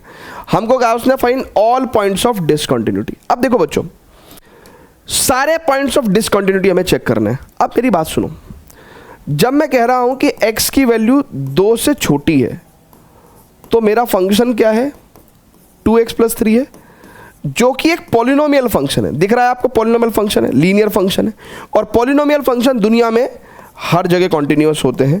तो इसका मतलब क्या है कि x < 2 के लिए भी फंक्शन कंटिन्यूअस हो जाएगा, ठीक है।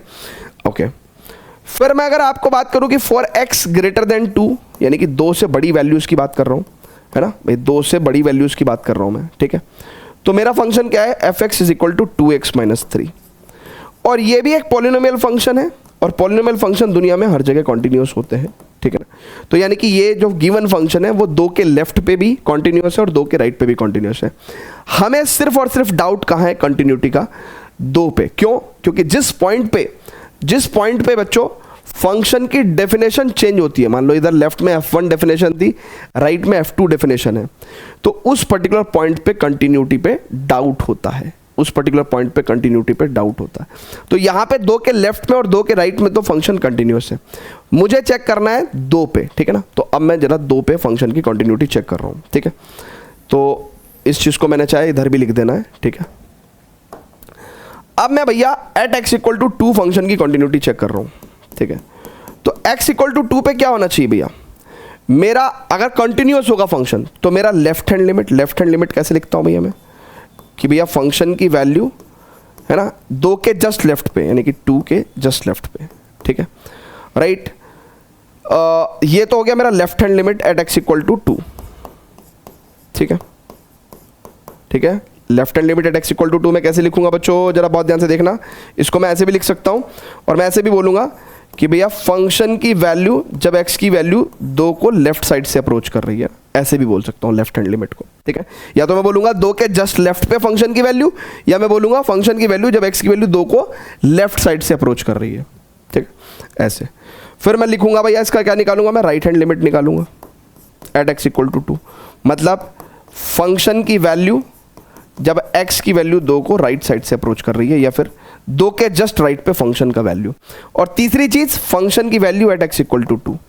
भैया कंटिन्यूटी चेक करने के लिए मुझे यही 3 चीज चाहिए, कंटिन्यूटी चेक करने के लिए मुझे यही 3 चीज चाहिए।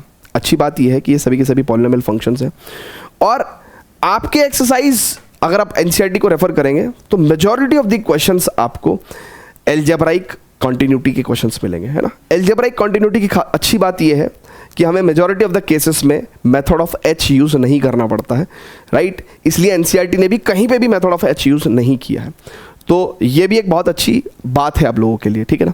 तो हम भी मेथड ऑफ एच यूज़ नहीं करने वाले हैं, हम लोग डायरेक्ट सब्स्टिट्यूशन लिमिट्स अप्लाई करने वाले हैं। वो कैसे अप्लाई करते हैं जरा बहुत ध्यान से देखिएगा। अब मेरे को लेफ्ट हैंड लिमिट निकालनी है, तो मैं क्या करूँगा, एक्स की वैल्यू 2 को लेफ्ट साइड से अप्रोच कर रही है।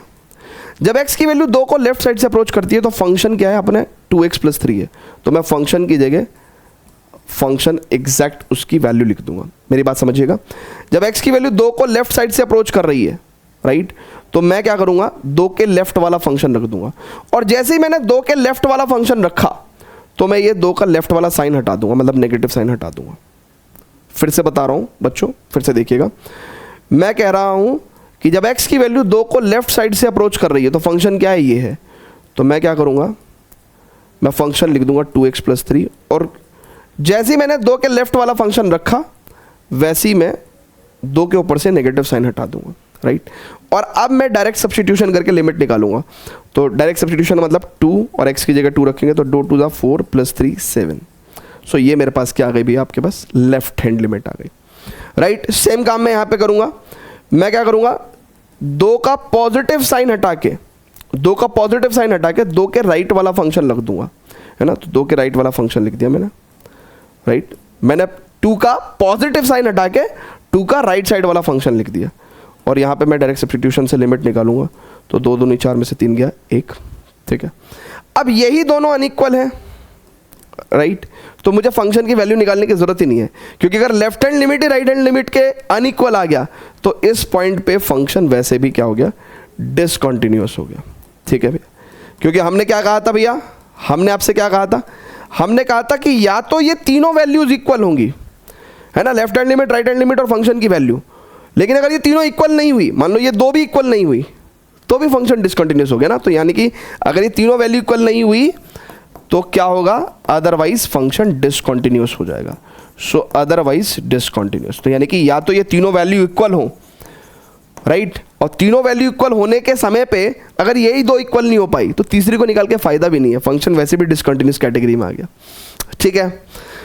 सो गाइस बहुत ध्यान से देखेंगे, जब ये दोनों लिमिट ही इक्वल नहीं है तो फंक्शन हमारा डिसकंटिन्यूअस हो गया एट x = 2। क्लियर है क्या? ये वन ऑफ द वे है क्वेश्चन को सॉल्व करने का, और इस तरीके से आपका जितने भी एल्जेब्रिक कंटिन्यूटी के क्वेश्चन है, पीस वाइज डिफाइंड फंक्शन, सारी कंटिन्यूटी आप ऐसे सॉल्व कर सकते हैं। और स्पेशली आप कुछ नसीब है कि एनसीईआरटी के अंदर आप लाइन से देखेंगे सारे के सारे क्वेश्चन एल्जेब्रिक कंटिन्यूटी पे ही बेस्ड है। You will not find a single question based on ITF continuity, ठीक है ना, इवन इन द PYQs, है ना। तो एक्सपोनेंशियल एंड लॉगरिथमिक कंटिन्यूटी के ऊपर भी बहुत सारे क्वेश्चंस आपको नहीं मिलेंगे, ठीक है। Majority of the questions algebraic continuity के ऊपर, ठीक है। वंडरफुल, चलिए बहुत बढ़िया। अब इसी तर्ज पे एक क्वेश्चन और करते हैं, है ना। और यहाँ पे इस क्वेश्चन में वो कह रहा है, पहले ही बोल रहा है ना। तो ये देखिए, या तो आपको इस तरह के क्वेश्चंस मिलेंगे जहाँ पे आपको कुछ एक फंक्शन देगा जो टुकड़ों में डिफाइंड होगा और आपको कंटिन्यूटी चेक करने को बोलेगा, या कई बार वो कुछ इस तरह के क्वेश्चंस पूछेंगे कि किसी पर्टिकुलर पॉइंट पे फंक्शन पहले से ही कॉन्टिन्यूअस गिवन है, फंक्शन पहले से ही कॉन्टिन्यूअस गिवन है, राइट। और आपको कुछ अननोन्स की वैल्यू निकालनी पड़ेगी, जैसे a और b की वैल्यू यहाँ पे निकालनी है, ठीक है। तो देखिए हम कैसे करेंगे भैया, a और b की वैल्यू कैसे निकालेंगे। कह रहा relationship between a and b निकालिए सर अगर फंक्शन x = 3 पे कॉन्टिन्यूअस है। तो देखिए बच्चों बहुत ध्यान समझिएगा, अगर मैं 3 और 3 के लेफ्ट की बात करूँ, 3 और 3 से छोटी वैल्यू बात करूँ, तो यानी कि फंक्शन मेरा है ax + 1, और 3 के राइट में मेरा फंक्शन है bx + 3, ठीक है। क्लियर है क्या? अच्छा, 3 पे मेरे को फंक्शन कंटिन्यूअस गिवन है ना। तो एट x = 3 अगर मेरा फंक्शन कंटिन्यूअस है, अगर मेरा फंक्शन क्या है बच्चों, कंटिन्यूअस है, तो क्या बड़ी चीज होने वाली है, basically left hand limit eight 3, यानी कि 3 के जस्ट लेफ्ट पे फंक्शन का value, right hand limit eight 3, ठीक है ना, यानी कि 3 के जस्ट राइट पे फंक्शन का वैल्यू, और फंक्शन की वैल्यू एट 3। ये तीनों चीज इक्वल होंगी, ये तीनों चीज इक्वल होंगी कि नहीं होंगी। अगर फंक्शन कंटिन्यूअस है तो मैं ये तीनों चीज निकाल के और a और b की वैल्यू निकालने वाला हूं।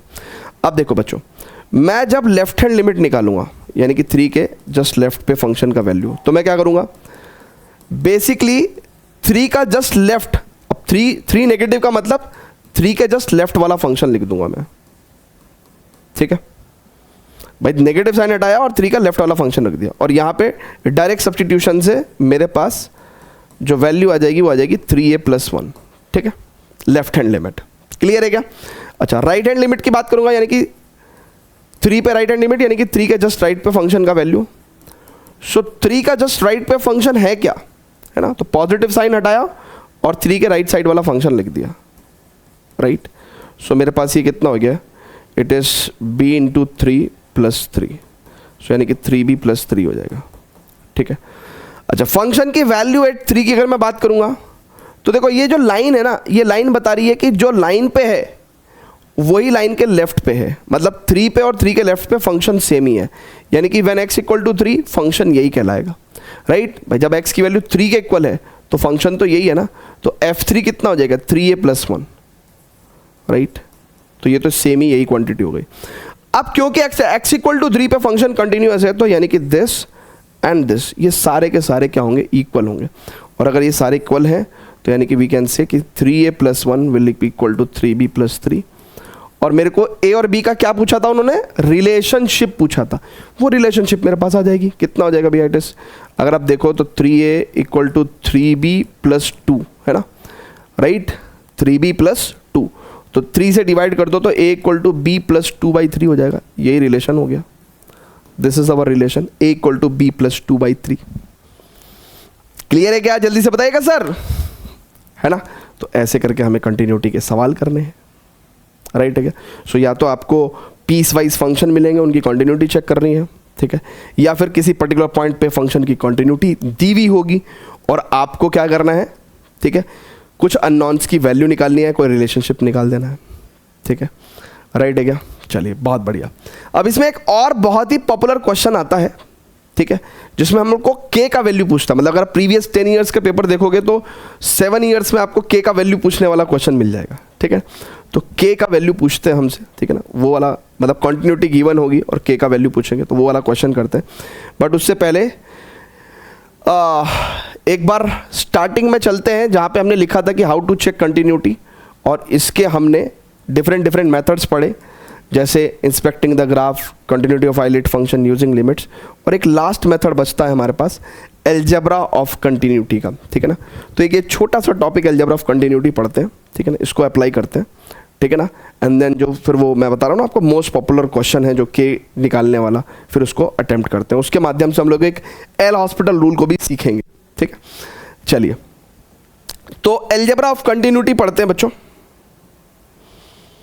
Algebra of continuity.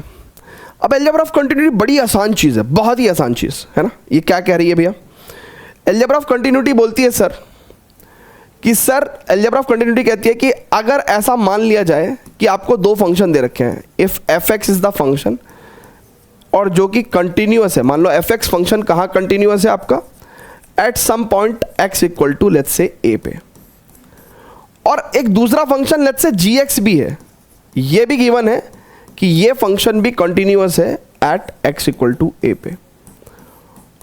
मान लो दो अलग अलग फंक्शन है और वो x equal to a same point पे कंटिन्यूअस है, और ऐसा हो सकता है।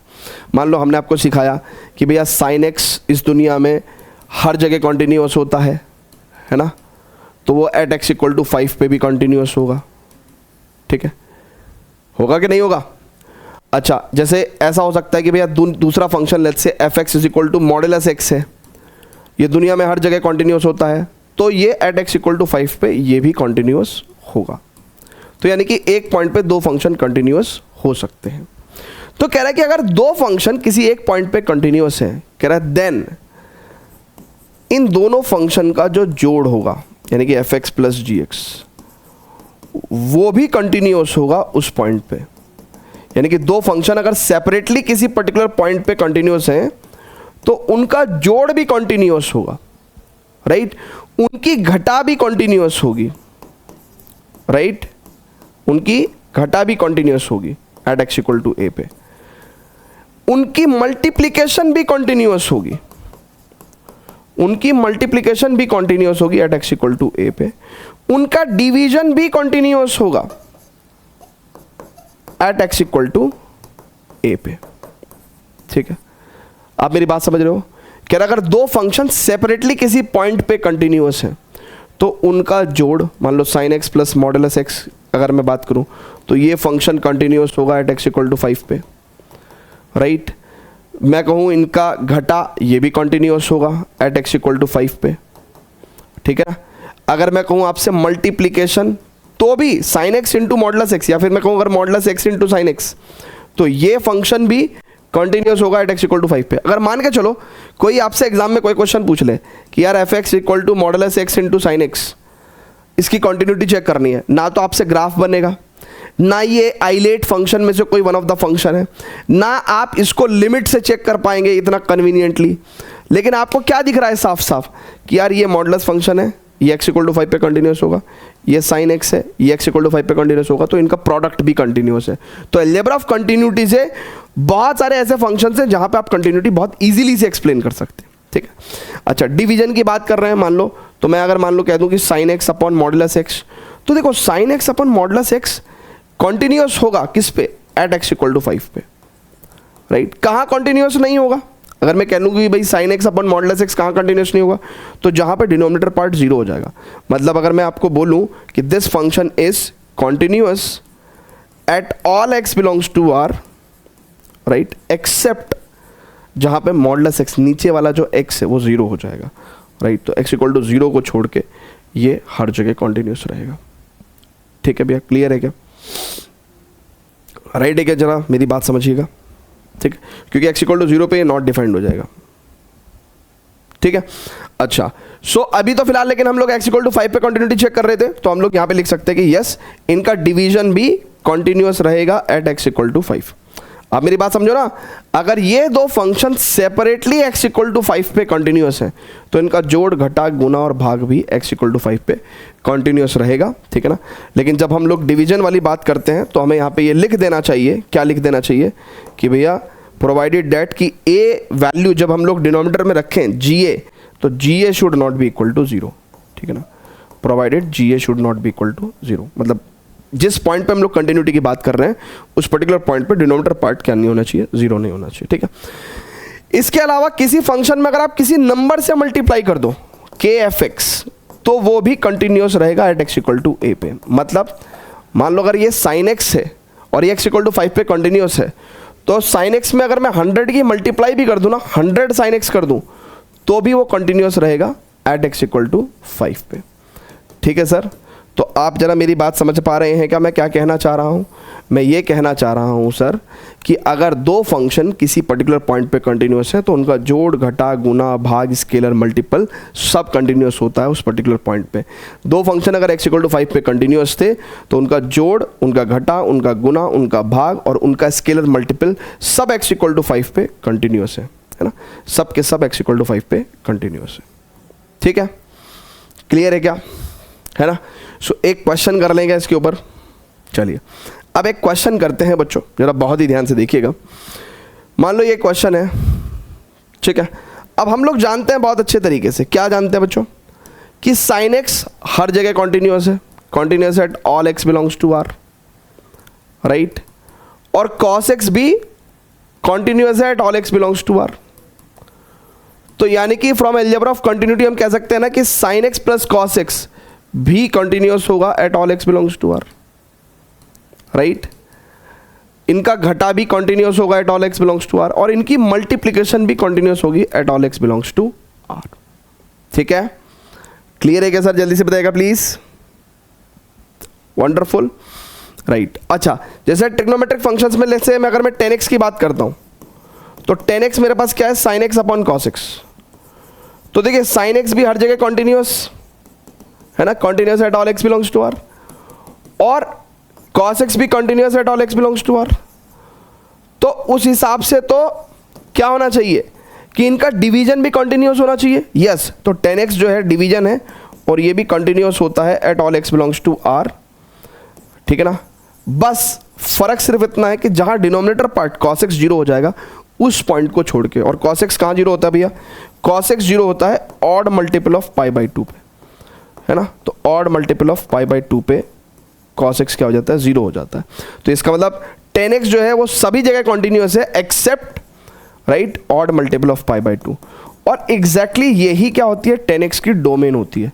तो आपको ध्यान होगा, मैंने आपको एक बात बताई थी कि भैया ट्रिग्नोमेट्रिक फंक्शन और इनवर्स ट्रिग्नोमेट्रिक फंक्शंस बेसिकली अपनी अपनी डोमेन में कंटिन्यूस होती हैं, और ये 10x की क्योंकि डोमेन है, राइट, तो ये अपनी डोमेन में कंटिन्यूस है। और इसी तरीके से आप जितने भी ट्रिग्नोमेट्रिक फंक्शंस हैं उन सभी की कंटिन्यूटी एक्सप्लेन कर सकते हैं थ्रू अलजेब्रा ऑफ कंटिन्यूटी, ठीक है, क्लियर है क्या, वंडरफुल।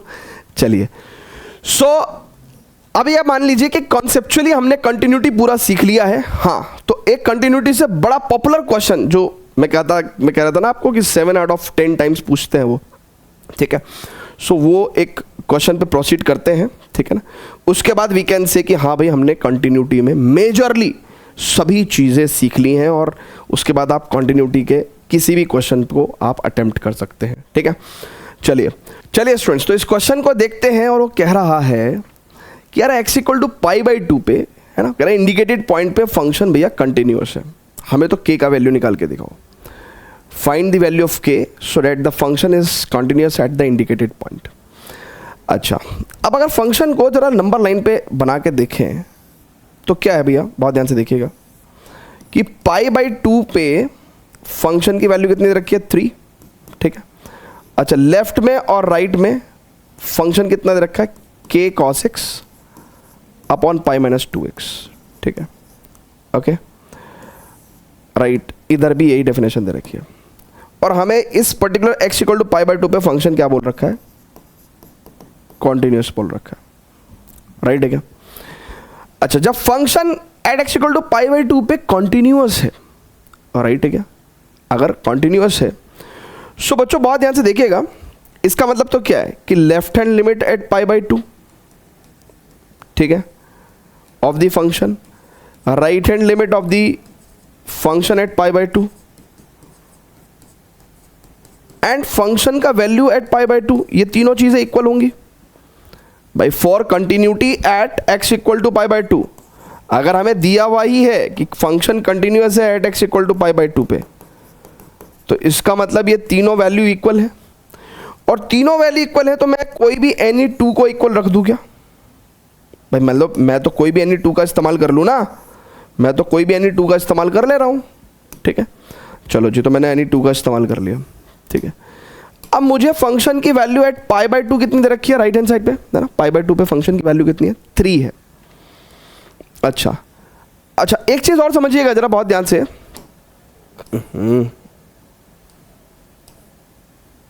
राइट, बहुत ध्यान से एक चीज जरा ध्यान रखिएगा, 5 बाई 2 पे फंक्शन की वैल्यू 3 है। अच्छा, जब मेरा x की वैल्यू पाई बाई 2 को राइट साइड से अप्रोच कर रहा है ना, तो पाई बाई 2 के राइट साइड पे फंक्शन कितना है, k cos x upon pi minus 2x, ऐसा बोल सकता हूं क्या मैं। ठीक है, कहने का सर चलो ठीक है, अब k का वैल्यू निकालने का टाइम आ गया। अब प्रॉब्लम यह है बच्चों कि मैं अगर सीधा x की जगह पाई बाई 2 रख दे रहा हूं तो जरा लिमिट्स देखो, है ना, ये जो लिमिट है ना ये प्रॉब्लम क्रिएट करेगा, k cos x upon pi minus 2x। अगर मैं x की जगह पाई बाई 2 रख दूं तो cos 90 0 और pi minus 2 into pi by 2, यानी कि नीचे वाली भी क्वांटिटी 0, तो 0/0 फॉर्मेट आ गया। ये प्रॉब्लम क्रिएट होगी। तो मैथमेटिक्स में लाइक कंटिन्यूटी में अगर 0/0 फॉर्म आती है तो इसको हम बोलते हैं इनडेटर्मिनेट फॉर्म, है ना, मतलब ये फॉर्म कौन सी है भैया, इनडेटर्मिनेट फॉर्म, इनडेटर्मिनेट फॉर्म। ऐसी 7 इनडेटर्मिनेट फॉर्म्स होती हैं टोटल, कितनी होती हैं, 7 इनडेटर्मिनेट फॉर्म्स होती हैं, जैसे 0/0 आपके पास आ गया। ठीक है ना, हालांकि हम बहुत डीप में नहीं जाएंगे, बट ये अभी फिलहाल इनडेटर्मिनेट फॉर्म है। जब भी इनडेटर्मिनेट फॉर्म आए, है ना, जैसे ये भी एक इंडिटरमिनेट फॉर्म है, या इन्फिनिटी अपॉन इन्फिनिटी होता वो भी एक इंडिटरमिनेट फॉर्म है, ये ज़्यादा पॉपुलर इंडिटरमिनेट फॉर्म है। ठीक है, तो उस केस में हमको क्या करना पड़ता है, सॉल्व अदर वे, है ना, हमको दूसरे तरीके से सॉल्व करना पड़ेगा, सॉल्व अदर वे, है ना। और जब भी 0/0 या infinity upon infinity type indeterminate form हो रही है तो उस टाइम पे ये जो अदर वे है इसमें जो सबसे आसान है ना, मोस्ट ईजी, वो मोस्ट ईजी है एल हॉस्पिटल रूल। तो अगर 1 नंबर का क्वेश्चन है MCQ टाइप तो हम चुपके से एल हॉस्पिटल रूल लगा ही सकते हैं, भले ही बोर्ड्स में ये रूल गिवन नहीं है या NCERT में ये रूल गिवन नहीं है, मान लो कोई ऑब्जेक्शन उठा दे, लेकिन 1 नंबर के क्वेश्चन में तो हम कर ही सकते हैं ना। और उन्हें पता भी है कि बच्चे एल हॉस्पिटल रूल लगाते ही हैं, इसलिए वो ये वाले क्वेश्चन 1 नंबर में उन्होंने देना शुरू कर दिया पिछले 2-3 साल से। सो भैया कहानी ये थी कि हमें एक्चुअली में k का वैल्यू निकालना है। हमें क्या निकालना है सर, हमें k का वैल्यू निकालना है। k का वैल्यू निकल के नहीं आ पा रहा है क्योंकि आंसर 0/0 फॉर्म आ गई।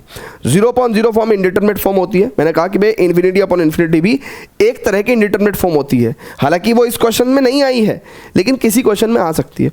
तो उसको जब इंडिटरमिनेट फॉर्म आ जाए तो हमको उस क्वेश्चन को अदर तरीके से सॉल्व करना पड़ता है, और अदर तरीके में भी सबसे आसान तरीका है एल हॉस्पिटल रूल, ठीक है ना, और जो कि हम लोग, है ना, बोर्ड्स में डायरेक्टली, हालांकि ऐसा लगाना इतना कन्वीनियंट नहीं होगा, मे बी शायद आपके मार्क्स कट हो जाएं, लेकिन 1 मार्कर क्वेश्चन में आप लगा सकते हो क्योंकि वहाँ पे कोई चेक करने वाला नहीं है, ठीक है।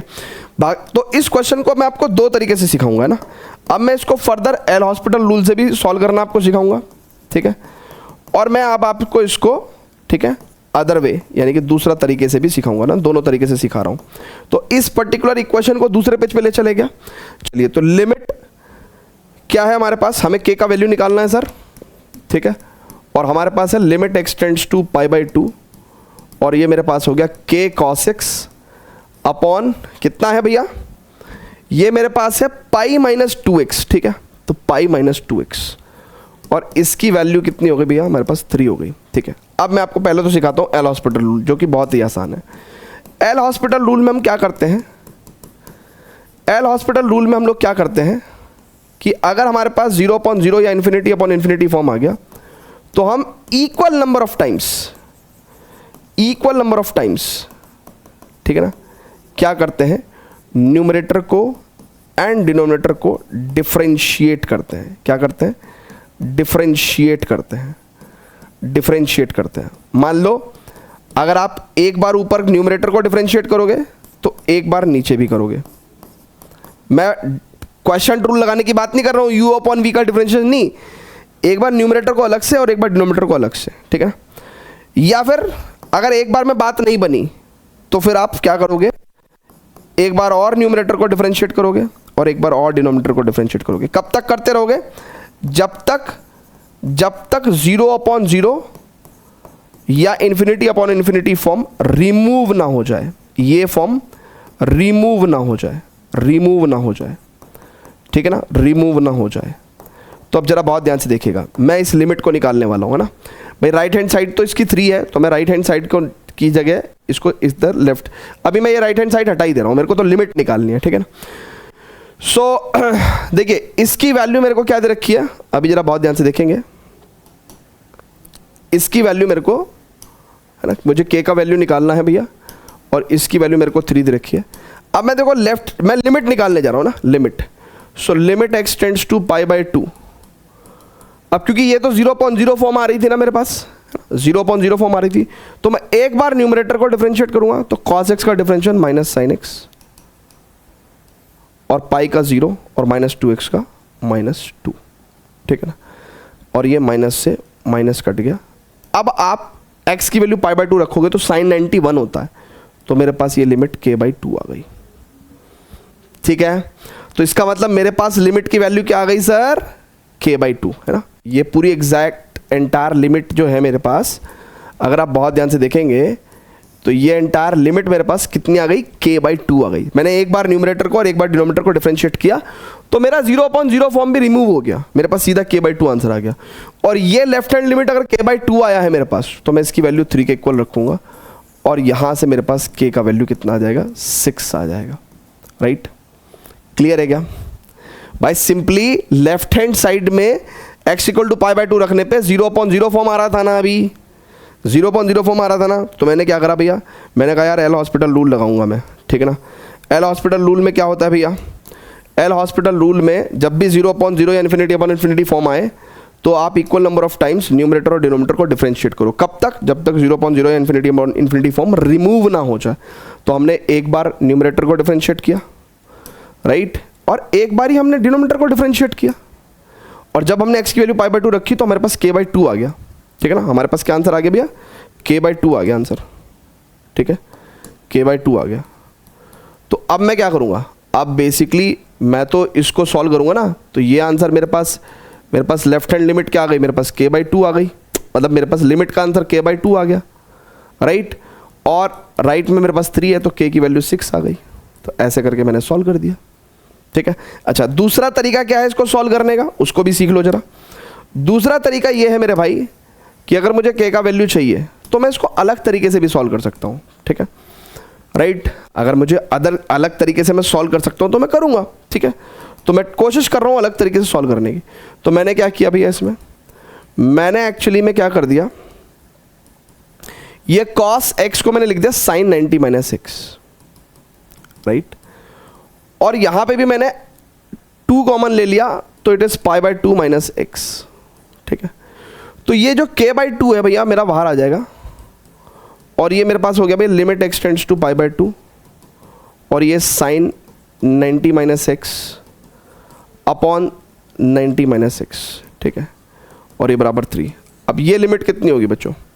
अब बच्चों 11वीं क्लास में मैंने आपको एक लिमिट सिखाई थी, लिमिट एक्स टेंड्स टू 0 और साइन एक्स अपॉन एक्स की वैल्यू 1 होती है, सिखाया था। मतलब ये कौन सी फॉर्म है? साइन 0 अपॉन 0 फॉर्म, ठीक है, ये 1 आ जाती है। तो अगर मैं x की वैल्यू पाई बाय 2 रख रहा हूं तो साइन 0 अपॉन 0 फॉर्म, राइट। बल्कि सेम क्वांटिटी होनी चाहिए, जो यहाँ जिस फॉर्म की वजह से यहाँ 0 आ रहा है उसी फॉर्म की वजह से यहाँ पे भी 0 आना चाहिए। तो सेम फॉर्म होना चाहिए, है ना। पाई बाय 2 माइनस एक्स ऊपर है तो यहाँ पे भी होना चाहिए पाई बाय 2 माइनस एक्स। तो यानी कि अगर मैं x की वैल्यू पाई बाय 2 रखता हूँ तो ये साइन 0 अपॉन 0 फॉर्म हो रही है। तो इसका वैल्यू कितना हो जाएगा? पूरा इंटायरली इसका वैल्यू हो जाएगा 1। तो इसका मतलब क्या हो गया? k बाई 2 का वैल्यू 3 और k का वैल्यू 6। ये बहुत ही पॉपुलर क्वेश्चन है बच्चों, है ना, बहुत ही पॉपुलर क्वेश्चन। मतलब आते ही हैं बोर्ड्स में इस तरह के क्वेश्चन, k की वैल्यू पूछने वाले, ठीक है, राइट है क्या? तो ये मैंने आपको बता था ना कि कॉन्टिन्यूटी के अंदर टॉपिक्स बहुत सारे हैं और सारे कवर करने पड़ते हैं, और इनफैक्ट चैप्टर नंबर 5 ही अपने आप में बहुत बड़ा है, ठीक है। सो उम्मीद कर रहा हूँ कि यहाँ तक की चीज़ें आपको बहुत ही बेहतरीन तरीके से समझ में आ रही होंगी, ठीक है ना, क्लियर है क्या? तो फर्दर प्रोसीड करेंगे हम लोग। इसके बाद हम लोग को, है ना, कॉन्टिन्यूटी पे और क्वेश्चंस करेंगे हम लोग, है ना, most important questions from the NCERT. Clear है क्या? अच्छा, कोई कमी रह गई हो तो प्लीज़ मुझे कमेंट करके ज़रूर बताया करो, है ना। और ये जो लेक्चर्स हैं मैं इनमें बहुत ज़्यादा मेहनत लगाता हूँ, तो प्लीज़ इनको ज़्यादा से ज़्यादा बच्चों के साथ शेयर भी किया करो। सो उम्मीद कर रहा हूँ कि कॉन्टिन्यूटी के यहाँ तक के सभी कॉन्सेप्ट्स आपके बहुत ही अच्छे तरीके से क्लियर हो गए होंगे, ठीक है ना। हम लोग फर्दर प्रोसीड करेंगे और करेंगे एनसीईआरटी के most important questions in the next video, ठीक है। Till then goodbye and love you all. इसके नोट्स आपको हमारे विद्यावाइज ऐप और टेलीग्राम चैनल दोनों पे मिल जाएंगे, है ना। तब तक के लिए बच्चों bye bye and love you all.